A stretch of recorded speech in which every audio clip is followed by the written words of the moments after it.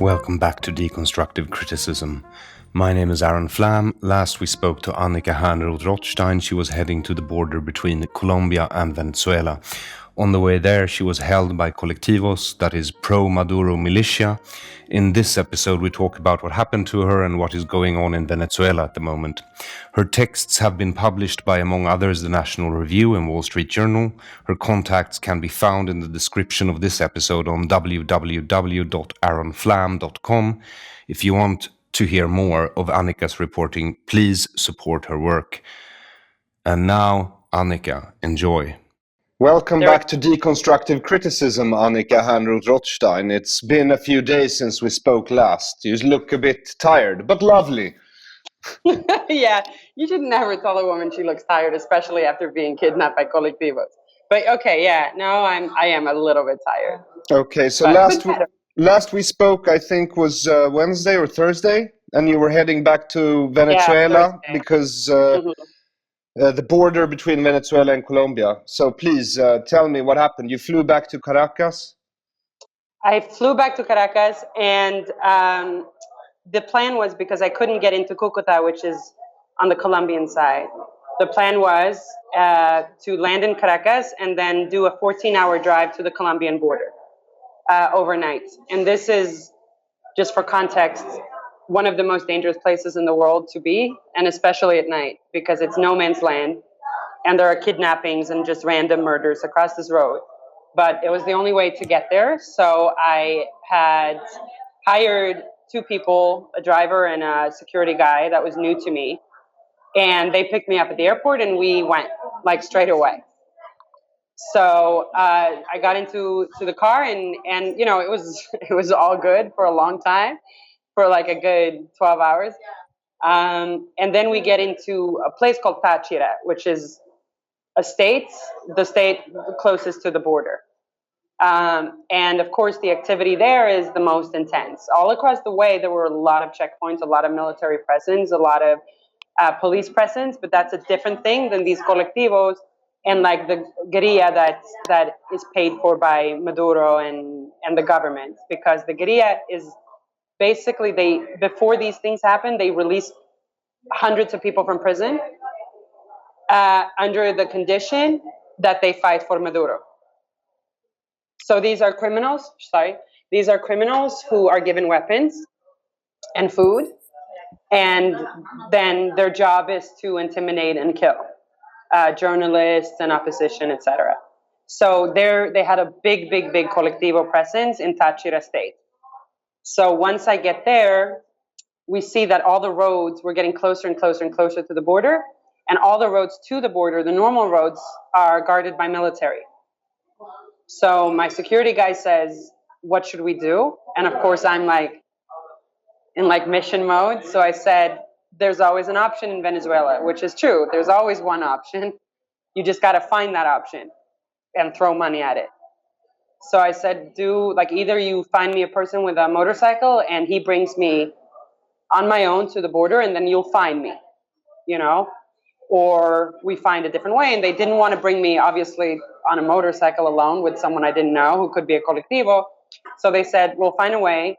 So we paid off a guy on a motorcycle to take us the back road to the border. So we're traveling up a back road, and halfway into it, like 10 minutes into it, I realized, okay, like you get a bad vibe, because whenever there are not a lot of people around during a crisis, you know it's a bad situation. And I know the colectivos from before, like I've been held by them before, but only like they've taken like copies of my passport, they've asked me questions, been rude, and then they let you go.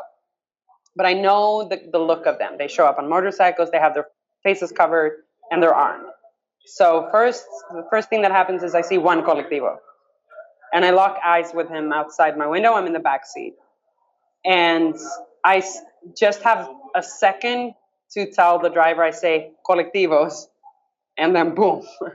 Then there are 3 colectivos in front of us, a number of colectivos behind us. We have to stop the car. They drag us out of the car. Immediately, they focus on me and they say, periodista, meaning journalist. And I'm scared because I I'm not supposed to speak English. And the security guys are not translating at this point. So I'm panicking on the inside because I don't want to get killed because I don't understand what's going on and that I'm not following orders. So I speak a little bit of Spanish and I tried to speak Spanish. That didn't help because I was obviously a foreigner, right? Yes. So I hear gringa and I hear periodista. None of these things are good in this context. I'm wearing a bulletproof vest and I have press credentials from Iran around my neck. So they grab at them and I try to show like, oh, soy socialista, I have Iranian credentials. They couldn't give a shit at this point. So they rip those off of me and they want to rip the vests off of me. There are two guys who are crazier than the others. They're obviously high on coke. Like they have coke eyes. And they're the more violent, but they're all very, very heavily armed in a way that I haven't seen colectivos been before. They had semi-automatic rifles. All of them also had what looked like 9mm guns on their hips. These are guns that are very hard to come by. Like it's not like private gangs would ever own them because A, they couldn't afford it or they couldn't come by it. So these were armed by the government, obviously, right? So they start kicking the drivers in the stomach. The drivers are on the ground. They're kicking the drivers in the stomach. There's yelling going on, but most of the colectivos are now focused on me because he yelled periodista, and when he did that, a lot of other colectivos came to the scene. They want my vest. I have a shirt over my vest, and it gets stuck. So it's Velcro, but you can't pull it off that easily without taking the shirt off. And the guy is high on coke, so he's getting frustrated. And I'm trying desperately to make all of this happen while also not saying anything. But he gets frustrated and hits me across the face and hits me on my chest. There's a horrible, albeit, good picture on my Twitter feed for anyone who wants to see. You can grab it and put it in the feed if you want, of me right after, on the evening after, once I was released, and you can see that the bruises on my face and my torso. Anyway, so he hits me. I do nothing. And then they tell us to get on the ground on our stomachs. So we get on the ground. I'm on my stomach. I have my hands over my head, facing down on the ground. They put guns to the back of our heads and push.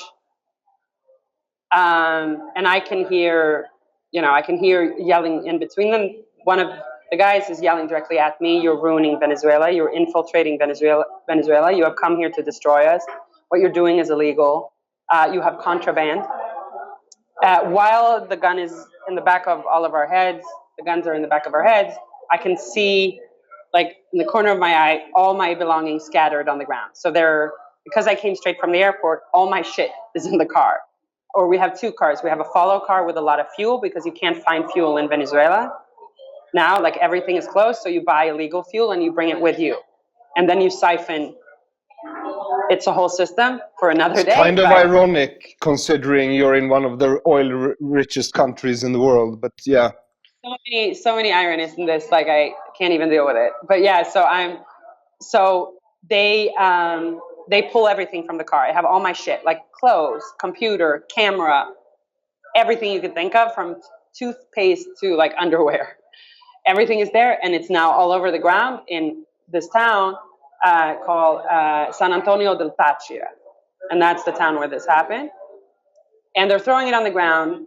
It's like Christmas Eve for them, right? Because they have a very expensive camera, another very expensive photo camera, phones, $900 in cash, et cetera, everything, right? What I've done, which I didn't even realize until later, is I've stuck my passport down my panties. So the only thing is my passport is at this point in my panties. Everything else is on the ground. They're yelling at me.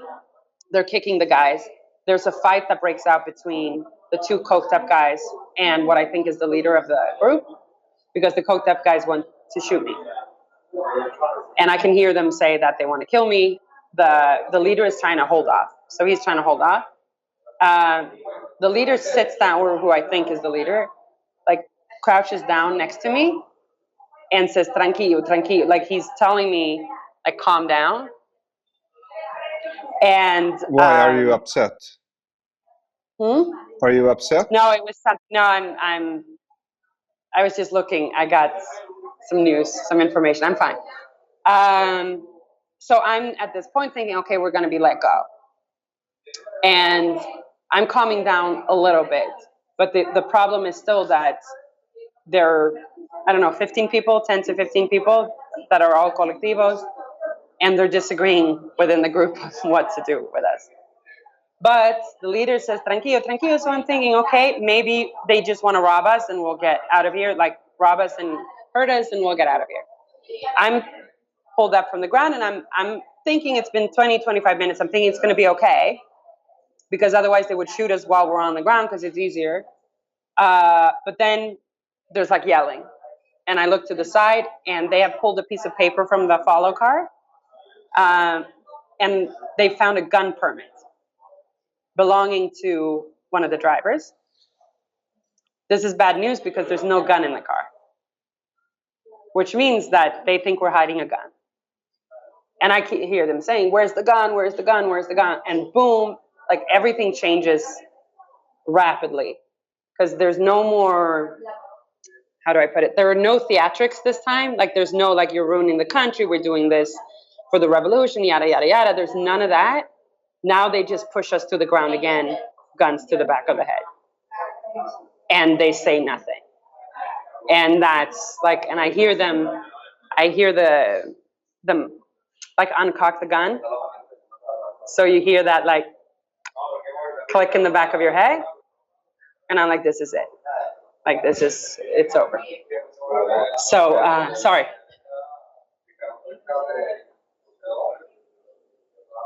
It's fine. So yeah. So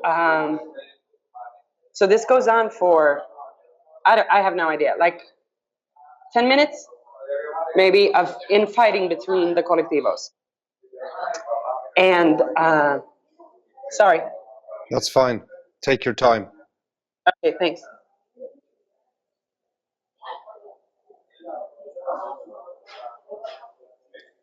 And anyway, so I hear the two coked up ones debating because they want to shoot, like they're ready to shoot us, and they obviously like came there to shoot somebody.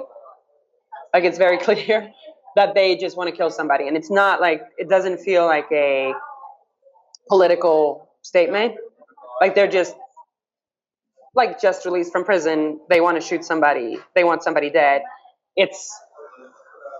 And you can feel like the tension in the city is very difficult to describe, at least at this point for me, just because I just came out of it. But it's war. Like it's a fucking war zone, right? Like you hear gunshots everywhere. But the leader is saying, and I understand enough Spanish to hear him say that we should shoot the guy, like the driver, but not the girl. And I think this is, this has to do with the journalist thing. And I think that the leader is intelligent enough to know that it will cost them like a lot to shoot me, and it's not worth it. And I understand enough of that to be like, okay. And I'm praying that this is going to work out, right? And I hear the drivers pleading with them. And he's telling them that his mother is dead, his father is dead, and he has nobody. And his sisters have nobody. And he needs to, like, please, I don't have a gun. I didn't bring it. I didn't want to bring it across state lines. I had, like, my family will have no one. I'm the only man in the family. You have to spare me. And then they yell, you have 5 seconds, and then you die. And I don't understand like what they mean. I thought they were about to kill me. But the driver jumps to his feet and he says, go, go, go. So they mean you have 5 minutes to get in, 5 seconds to get into the car. And they go, oh no. And I'm like running like into the car, and they say dos, and then they start shooting in the air. And we're in the car at tres, basically, speeding off, and they're shooting at the car as we speed up. And I've grabbed, so during this time, they've grabbed like the suitcase and thrown a few things in the suitcase, like a few random items. So he like threw the suitcase on top of me in the back. We were speeding away, and we get 5 minutes maximum down the hill, and then a family, like a random family, stops us and like does this, like stands in the middle of the road and waves us down. And we wave down, roll down the window, and they say there are colectivos in front of you. So now there are colectivos, another gang down the hill. There are colectivos behind us. And my driver says, "Can we hide in your finca, in your farm?"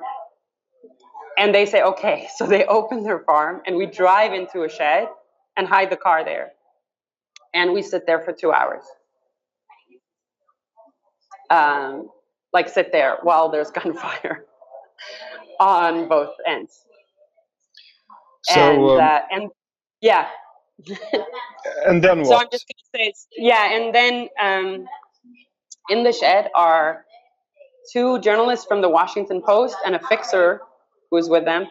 The Washington Post guys have a satellite phone. And I say, "Can I please call somebody?" And then they say, "Yes," but I realize I don't know anybody's number. So I'm like, wait, like whose number do I have? And I realize, there's one number that pops into my head, and I realize it's my grandmother's number, and she's been dead for 3 years. So I'm like, and then I realize, oh no, my sister has a very similar number by the sign. So I thought, okay, so I call my sister in Gothenburg. It's whatever it is, 4 a.m. there or something, and her husband picks up, and I still haven't cried. I haven't done anything. Like, I'm very eerily calm. So I just say, like, you need a pen and you need to listen. I have like 20 seconds to tell you something, and I can't be out because it's a satellite phone, so you have to aim it at the satellites. But I can't show my face. Like, you can't walk out of the shed because they'll shoot you. So I'm like leaning out of the shed, and I give him information to my boss who sent me. I said, like, find him on the internet. I don't have his number. Find him on the internet, call him, and make sure that he calls whoever needs to be called, and then put it on everywhere. Put it on Twitter, put it on Facebook, and whoever will see it, and it will help. Like, if I get out of this, it will help. And that's it. And then after 2 hours, the security guy says, "We're sitting ducks. We can't sit here. Like, we need to get out. We need to make an executive decision." And he did, and he said, "Let's do a caravan and drive." And it's better, like, there's sort of safety in numbers. So we said, let's try and drive all of us. So we did. So 2 men went on motorcycles first. I mean, brave hearts by any measure. And they went first. And then we were 3 cars, including one of the men from the finca who really stepped out. Like, those people, I don't know who they were. They were strangers to me, and I don't know their name, but they saved my life. They saved, like, a lot of lives that day. So we drive in a caravan, and then we come down the road, and I see people shot. 8, 10 people maybe. A woman shot through the cheek. An elderly, 60, 70 years old, shot right through the cheek. She's lying in the back of a car. There's blood everywhere. Like, I'm like, go, go, go. Like, we can't stop. Like, it's a terrible thing because people are dying all around you and you have to go. Like, you can't stop for anybody. You can't help anybody, despite all of these people having helped you. Like, it's a terrible, terrible feeling. But we go and we drive, and the entire car is silent for the 30 minutes it takes us to get from point A to point B, where we can be a little bit more, like, at least there are cars around. And when there are cars, there's like, it's not just like silence and emptiness and colectivos, which is good. And where So, yeah. and where is this where you start meeting other cars? Are you heading back to Caracas now, or are you still heading towards the border? No, I mean, so the issue is that we don't have fuel. If we had gasoline, we would have gone straight to Caracas or tried, but it was because Táchira State is very, very, very, very dangerous. I mean, that's a war now. No, I don't know. I haven't seen much of the reporting, but it is, like, rest assured, there's a civil war breaking out there right now. And we needed to get out because we kept being told by people stopping us saying they're dragging journalists out of hotels. Colectivos, gangs of colectivos are going into hotels and dragging journalists out. And grabbing them. I mean, kidnapping them, whatever. Like it's a it's a shit show. So I wanted to get out of the state, but we couldn't. So we headed for a place called San Cristobal, which is, I don't know how long from there. I can't remember. Like, we were in a car for a while. So we get to a hotel. Once we get to the hotel, I realize it's full of people who had run-ins with the colectivos that day. And among them are, ironically, I spent so much time at the National Assembly the last time I was here, that there are assemblymen there who I know. So Where, in San Cristobal? Yeah. Yeah. So there are people there who I know, and they've come from Caracas, so we end up sitting there like all night. So that's where we spent the night. And then the day after, the security guy went hunting for illegal gasoline, found illegal gasoline, and we headed back to Caracas. And you're in Caracas now? I'm in Caracas now. And so what's going on there? Are you about to get thrown out of the country now? The thing is that I don't know. To be honest, like, my tweets went very viral, and people here in the streets know who I am. Like, it's the kind of thing where people stop me, like I'm at a cafe now, and someone came up to me and said, "Are you that Miss Rothstein?" That's lovely, but it's also dangerous. Yes. Obviously, because if they know who I am, like everybody. So I'm on the radar, let's say. I mean, it's much calmer here than it is in Táchira, of course. So that's much better. But yeah, it's calmer. I'm fine. Like, I'm fine. But I just got here and I'm trying to, like, organize. I have no computer. I was given a phone today, so I have a phone now. I have no computer. I have no money. I have no nothing. So I'm trying. Like, I just started waking up from sort of the craziness of it all, and now trying to get my life on track so that I can keep reporting. That's the goal. Like, I need to keep reporting. So what you need to is get a camera then, and a computer and a phone? Yeah, I have a phone.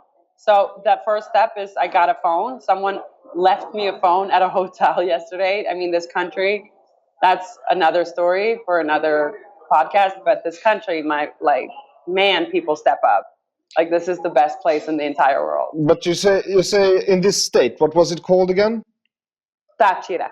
Táchira. So in this state, there's practically civil war breaking out. Between who? Well, I mean, again, You have gangs of colectivos. You have the army there, I suppose. you have the army. You also have opposition. Armed who are there. opposition.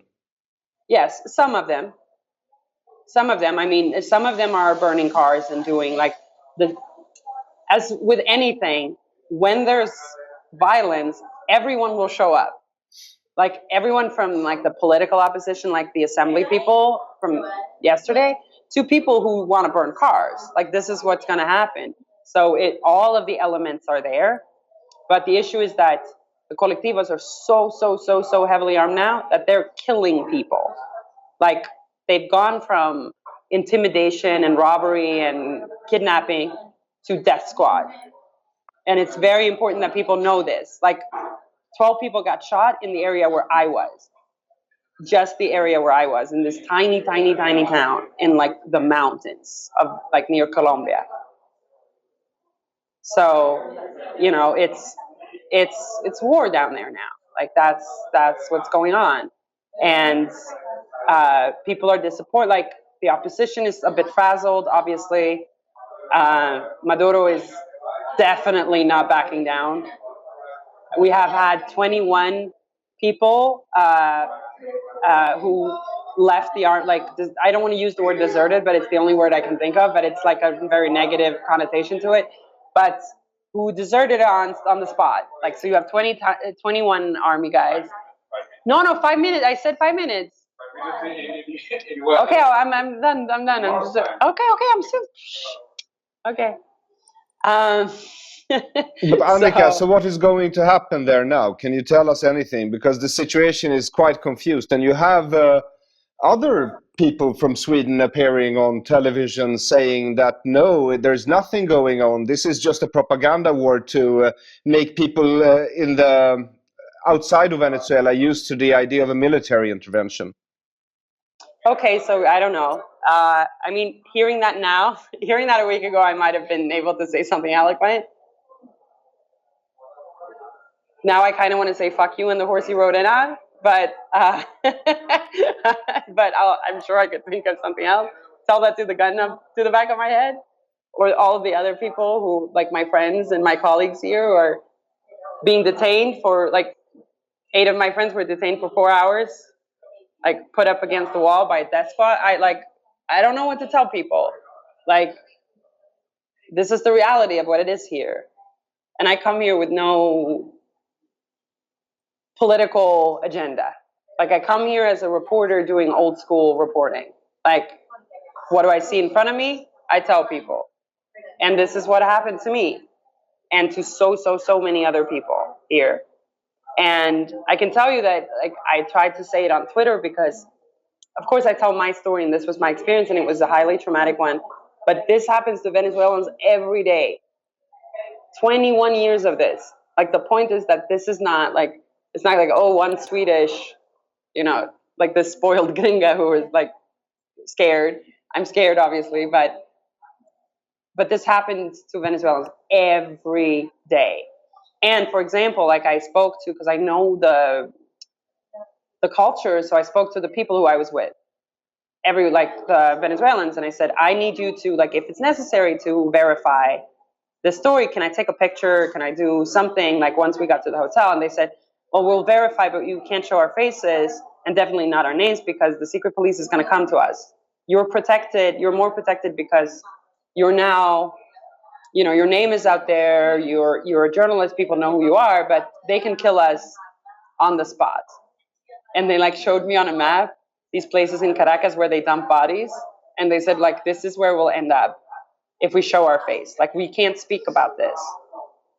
So I'm saying that just to sort of explain what they're living under. 21 years of just fear, of being controlled. And even so, like, wherever I go now, like, people are apologizing to me, which is absurd. Like, Venezuelans are saying, I'm so sorry this happened in our country. And I'm like, no, I'm so sorry. Like, this is just me. Like, I'm here for a limited time. I'm doing reporting. You live this life and have nothing, like no resources to fight this. So I don't know where I'm going with this, but anyway, so I think I got a good answer to my question, Annika, and okay, I hope you cool. take care. Okay. I'm staying tuned in case you need me. I hope you get the Okay. equipment you need. Thank you so much. And so what I want to say is, whoever can, like, when this video goes out, whoever can, please just spread it around. Like, my resources are now very limited, so I don't have the same ability to, like, be on the case. So to anyone who sees this, like, please spread the word, not just about what happened to me, but what's going on in Venezuela now, and help fight the disinformation and the trolls and the bots that are fighting. They're also heavily armed in different ways, let's say, and there are many interests fighting this war. So I'm asking people to do what they can and do their part to help out. So that's, like, I wanna have that said, that matters to me a great deal, and this is not for nothing. I'm out of Táchira now, and I'm going to keep reporting and doing what I can to keep people informed, and I hope everyone else does their part. So, do I have you for another 4 minutes, or? Yes, it's fine. Yeah, I got the. That's why I look like I'm looking to the sides because I have people, but it's fine. It's good. So, because the political situation now, are you getting any information from the outside, or are you, like, completely? Well, yeah. I mean, there's a lot going on. Like, there's a lot to unpack. I'll try to do it in, like, a 60-second loop. So the opposition is very fragile right now. I know there's infighting going on between Guaido and the other people in the opposition, because and that's an issue in and of itself, because of his actions during, like, he's, like, I think I told you on Thursday that he's kind of feeling it right now, like he's ready to stay in his position, and a lot of people are not that comfortable with that, people who are on his own side. So there's infighting there, and that's a bit worrying, because right now you need like a very, very, very strong and collected opposition. There's also a debate within Venezuela, because a lot of American politicians are raising their voices and saying, oh, we're ready. Like Pence, I know, made a statement, I think today or yesterday, about like what we're ready, we're ready to help, we're ready to move. This is, of course, a very sensitive topic in South America, because is this what they want? They don't want foreign intervention. Like, that's not they want the human aid. They want intervention to get the human aid, but they also want this to be solved. They don't want to become like either a banana republic or, a state under a different state, or a narco state. Like, there are all of these things that are these moving pieces, and they want Guaido to solve the problem. Meanwhile, he's having his own battles to fight, with other people. As far as Maduro, he feels emboldened by the last couple of days. And it kind of makes sense, because when you have these death squads going around just shooting people in the face, people will simmer down. And the Venezuelans are now people who have such fragile hope. Like, they've been through this, in 2014, 2017, they thought it was going to happen. Then it didn't happen. And, all the Venezuelans are telling me, like, if it doesn't happen now, we don't get a new shot. Like, we can't do this again, because it cost them so much, literally and figuratively, to have this fight, and to go into the streets, and to hope, and to put their hopes and dreams in someone. So if Maduro continues to push with violence, I'm very concerned of what's going to happen. Because one can also understand that people, out of almost a sense of automatic, when all leadership of the United States government from left to right are tweeting about military intervention. Marco Rubio today tweeted out a picture of Muammar Gaddafi, a before and after picture. Yeah, I know, I saw. First of all, Marco Rubio is not very popular here. One can understand that they have a wariness about CIA coups. No, of course, and like they said, like someone said to me yesterday, like, he's a poco loco. I understood. That's uno momento in Italian, I think. International. So they was like, oh, Marco Rubio is a poco loco. Like, they're like, yeah, I mean, they understand that he's trying to win the electorate in Miami. Like, he's posturing, and like, they could give two fucks about posturing. Like, they need actual people who's on the ground. And it's very easy, to be honest. It's really easy to stand on the Colombian side and be like, oh, like, we're gonna kill a dictator. Like, trust me, the Venezuelan side, like, it's a different story. Like, you're not gonna shout as loudly. I mean, at least I don't, and I'm a pretty vocal person, and I kept myself to myself, while I was on the ground. So, like, people are very wary of that, and it doesn't really come into play. What matters is what's going on here. Like, their reality is completely detached to this, like, big politics thing, when people are trying to make Venezuela a symbol. Like, this is not a symbol. I mean, I guess it is in a sense, but it's also like real life happening now. Yeah. And what's happening this week, I think, will be instrumental in where Venezuela is going long term. Because if he managed to squash this now, it's over. But it looks as if after this weekend, a lot of South American nations are also for a military intervention of sort, or at least they're open to the possibility now. They're open to the possibility, but they're also aware of the cost, I would say, or Venezuela is aware of the cost and what it means after the day after. Like, okay, Maduro goes, like, then what? Who's in charge? Like, this, it's, these are very real questions, and these are intelligent people who are asking those questions. But also because I've been attacked by a few trolls online since publishing the interview with you. They have said that I have a Zio ass.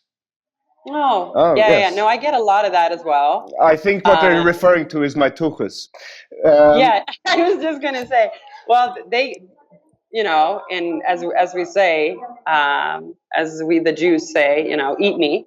Yes. So that's so that's basically that's my answer to that. I have I'm very unfiltered these days. So the trolls are coming out in droves, obviously, but it's the usual mishigas. So like whatever. Yes. But there are because what I found from arguing with them is they have lots of good arguments against American imperialism, but they don't seem to be able to have any good arguments against Chinese or Russian or Hezbollah imperialism. Right. So no, and this is what I have to say to people is basically this. When you're standing there alongside me and alongside Venezuelans, I'm happy to have that conversation. Like, come here. Like, I'm here. I'm on the ground, and I'm just a little woman. Like, I'm here fighting the good fight. Where the fuck are you? So until they're sitting here with me in Caracas or in Táchira or wherever, having that conversation, I don't do, like, theories.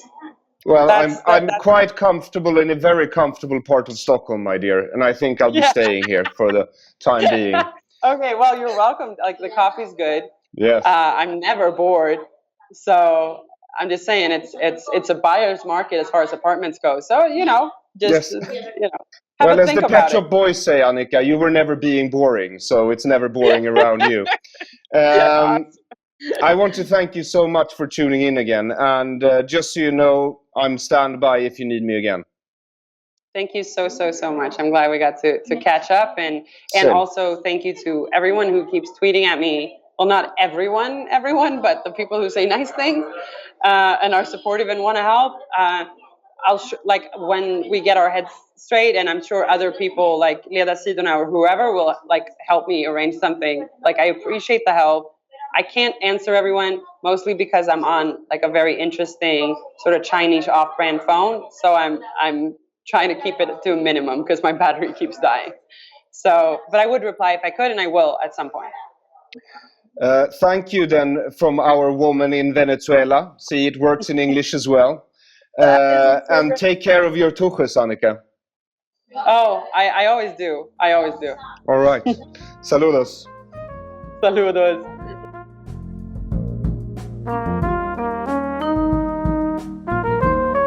Thank you for listening to Deconstructive Criticism with today's guests, Annika Hernroth-Rothstein. If you want to hear more of Annika's reporting, please go into www.aronflam.com and find the links to support her work. You can also support this podcast at Swish 0768943737, PayPal, or all the normal ways. Everything can be found in the description beneath this episode on www.aronflam.com. My name is Aron Flam. Until next time, have a good unit of time.